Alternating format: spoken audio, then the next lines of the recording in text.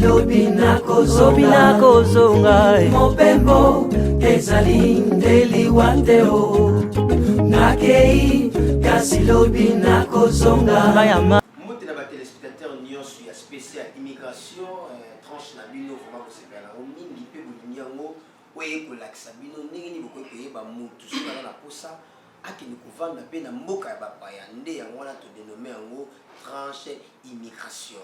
Alors yango wana ngai vraimen naza bien placé te ya komeka koyebisa bino yango to kofungola bino yango nde tokende koluka spécialiste moko ya kofungola parce que bato ebele na Kinshasa lelo bakomi kobelela n'importe quoi kotinda bato na mboka bapaya est ce que bakoki mpe baza na mesi to babongi na biloko nini mpe nde yango wana tokitaki lelo na cyber café moko to agence moko ya papa moko bomoni na nsima bilili na biso awa ye nde akoyeba koexplike bino normalement sans plus tarder po tokende mwa mbango mpona ngonga na biso nazopesa ye mbote mpe asepresente liboso na bino.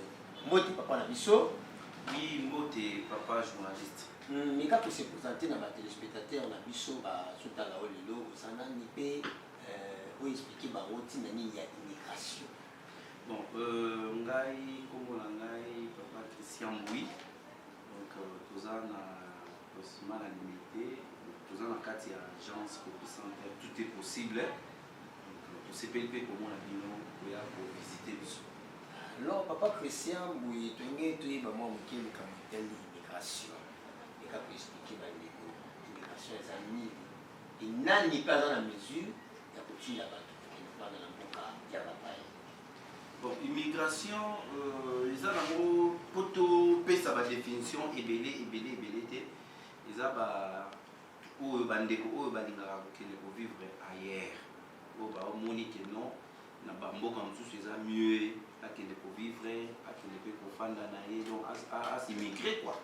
Ndé amwana sans pour qu'il y ait des complications ebele ba définition ebele na mukuse eza ndé ngwana. Le lengeni ba ko. Bon, le balolenge à Bokende, ils allaient belé, bamboka pe, ils allaient belé, ça dépend à moutou na moutou. Hein, ça dépend à moutou. Ils se devaient aller sur la Canada. Bon, quand ils sont sur le Canada, na bolobango lelo na ki bomoni immigration Canada, canadienne et comme belé, ba biso azobengango DV Loterie Canada, DV Loterie France, DV Loterie tel. Mais et comme ils n'ont pas qu'ils ont DV Loterie. Ils ont DV Loterie moko où ils allaient à États-Unis. Mais wana ils ont immigration qualifiée. Ils ont qualifié on a battu moko boye catégorie moko boye nde ba permettre bango qui n'ont pas pour ça la demande d'immigration. Et puis avant ça la demande d'immigration, il faut les cana bon, on les cana procédure, il y a évaluation à partir de procédure et évaluation wanande au ça c'est-à-dire bon dans le Bénin il y a l'immigration canadienne c'est-à-dire qu'ils ont Canada APC opportunité na ba nyonso bandi ba kota na Canada mais à conditionner c'est-à-dire à créer la base de données moko boye à tirer information dans la base de données on a besoin de permettre nyonso avant à ça la demande naé il faut aller quand après sélectionnement wana aleki wana soki aleki wana ba sélectionner ndé wana au ça la maintenant demande proprement dit c'est l'immigration canadienne mais il faut faire attention. Demande on a moni bande bato belé bazo sala ngo na sisi université les lois ke kaka non on a qui sélectionner na beta qui devait Canada na beta en tout cas ndé wala côté wana koyo kana penza exactement mukete. Une chose est vraie, Canada a besoin de bato mais azana a besoin de travail qualifié. C'est-à-dire bateau ba expérience professionnelle, expérience il y a 3 ans, 4 à 5 ans. Ils ont des mois aussi c'est une humanité les autres diplômes au Keyono, nous a sélectionné il faut la Kenya Canada, na gagnaki.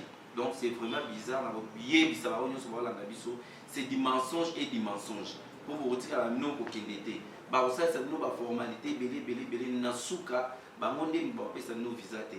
Et puis pour kende na binote et qu'on soit une année, 2 ans, donc en procédure normale, ils ont une année ou 2 ans. Mais il faut avoir une expérience professionnelle, il y a 3 ans, 4 ans, 5 ans, où ils ont se référer à la base des données dans la monde. C'est un peu ça. Voilà. Alors, nous, quand on a un diplôme d'État, il y a combien de Canada? Est-ce qu'ils ont un sentiment là-bas? Et voilà, ils ont sentiment, oui, quand ils ont sentiment, et puis ils ont beaucoup sa population.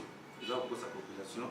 Donc, ce n'est pas n'importe qui qui a l'immigration canadienne, demande l'immigration canadienne, ce n'est pas n'importe qui. C'est pas n'importe qui. Oui, tout ça, la Kayango, tout ça, la Kayango, vous voyez, avec une sélection préliminaire, ceux qui profil ils ont correspondre na Canada, mais il faut déjà que même à ça n'est pas la mission, même à qui ça ailleurs, pour se dire qu'ils ont une année et demie. Mais il faut une expérience professionnelle pour tout ce que c'est pas n'importe qui. Pas pour ça la demande d'immigration. Est-ce que je dis que les Congolais, ils ont la position que les gens surtout au Canada, tout le monde a interview et qui est toujours qui est là, puis toujours dans la mission, je crois que des collaborations dans la région pour balancer les missions.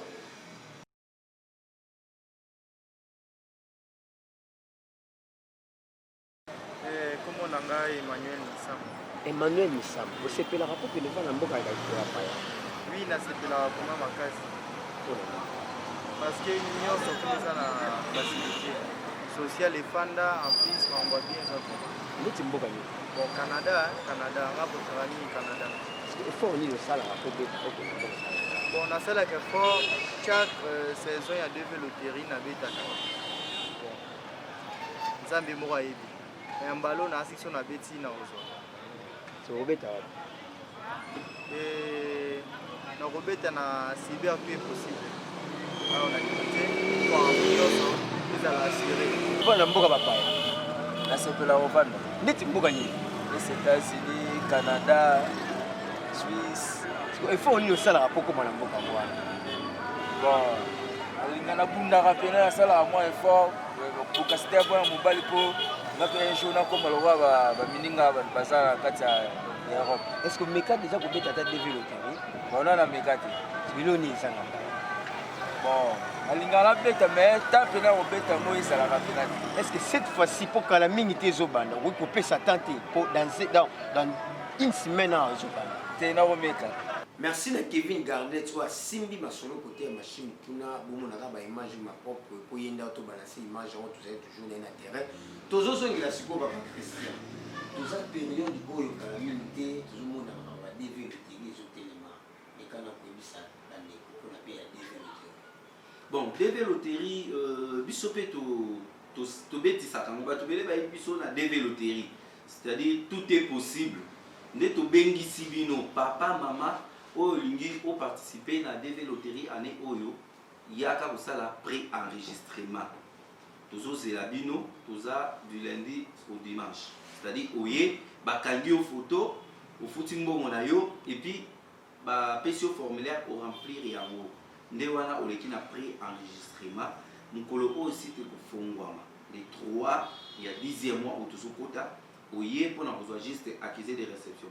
Tout ça, pourquoi? Parce que les gens sont ébélés. Donc, les gens sont ébélés, à un certain moment, saturation paye à réseau. Et bandits, et puis, les gens sont ébélés, ils ont mais déjà, on a besoin de c'est ça maintenant, c'est maintenant le moment où on s'enregistre dans la famille, et puis on récupérer accusé de réception. On a profité pour le bas.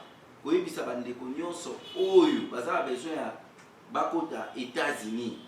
Bino bato bobeta par-ci par-là pour gagner kana bino te. Ozo continuer à kokindara kuna kaka yozo gagner tozo continuer à kokindara.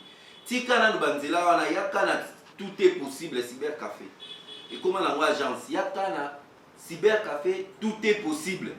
Oya kubeta DV loterie na yo pour gagner kaka ndenge les mots et tout est possible oyo pe on se retrouver na États-Unis. Alors année on ba toute ba spécialité et puis na ba avantage eza ibele tozongi ici sous billet gratuit billet tozo ba bien billet gratuit to bité que billet au kinde ko futa sous na te contrat au tité to lobi bien billet gratuit ya ofele to lobi na lingala ya ofele pona ba onyo so ba kubeta kaka awa a gagner pe kaka awa, c'est-à-dire ceux qui ont obéti de la famille, ils ont des billet gratuit. Ceux qui ont gagné, par contre, les bénéficiaires, bakozwa billet ya crédit bien sûr po bakende kofuta kuna soki mpoza no na mbongo te biso toza na mieux placé mpona kosunga baoyo nyonso bazangi bamboka oza na chance na yo ya koganye mais oza no na mbongo te alors tokosunga yo yaka kobeta oganye mpo tosunga yo totia bamoyen na biso nyonso ange tosaleli yo prise en charge na yo epuis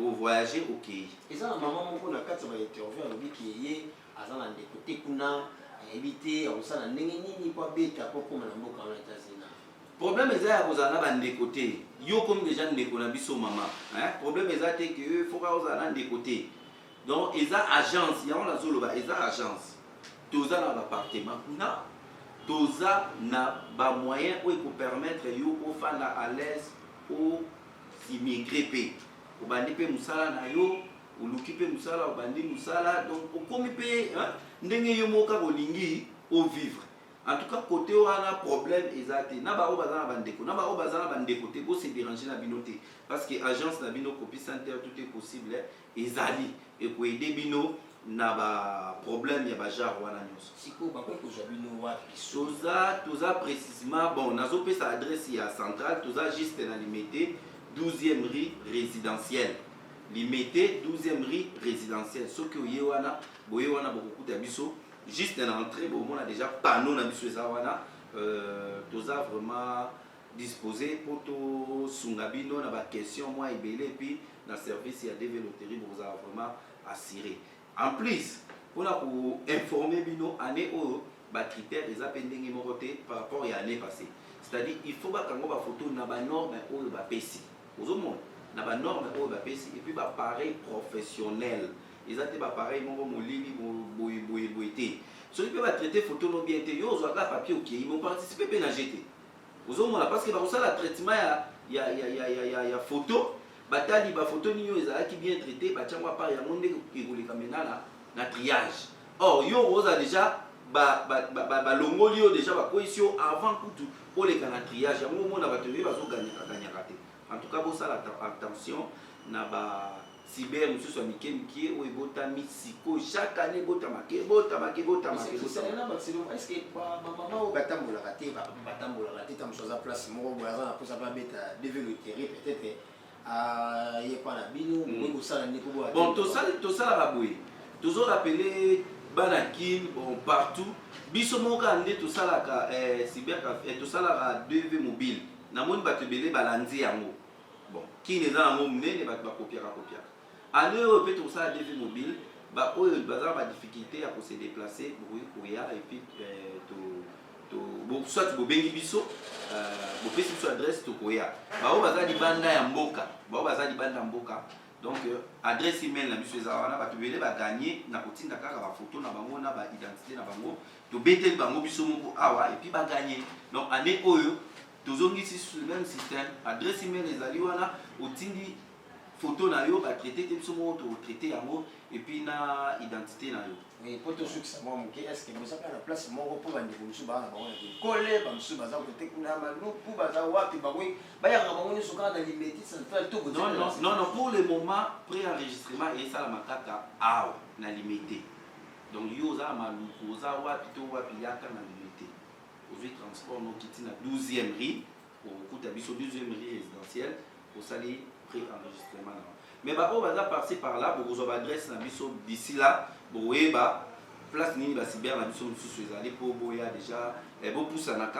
mpe wana mpo boya kaka te na limité quoi donc toza mpe na bacyber mosusu parti par là adresse tokoinforme bino bientôt là. Oui, merci pesa contact na bino na batelespectateur nyonso bokozwa bino facilement toza na 12e rue pour le moment mpona pré-enregistrement toza na 12e rue limité industrielle na limité 12e rue résidentielle plutôt na entrée wana bomona panneau ezali donc baservice na biso so bokoti wana bakoyamba bino bien epuis bokosala pré-enregistrement na bino très bien numéro na biso ezali 089 52 66 484 89 52 66 484 na banuméro eza koaffiche wana soki boza na besoin na biso bokoki mpe kocontacte biso.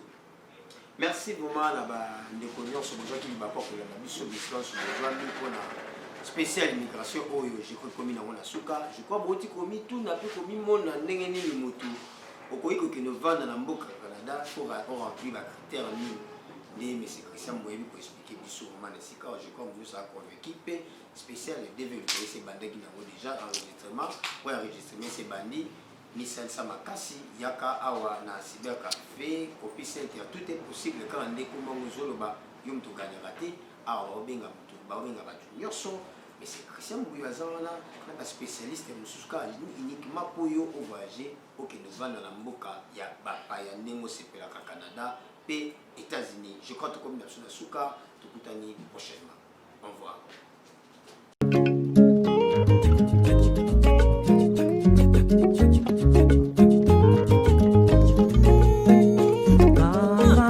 Mama nakei kasi lobi nakozonga mopembo ezali ndeli wanteo nakei kasi lobi nakozonga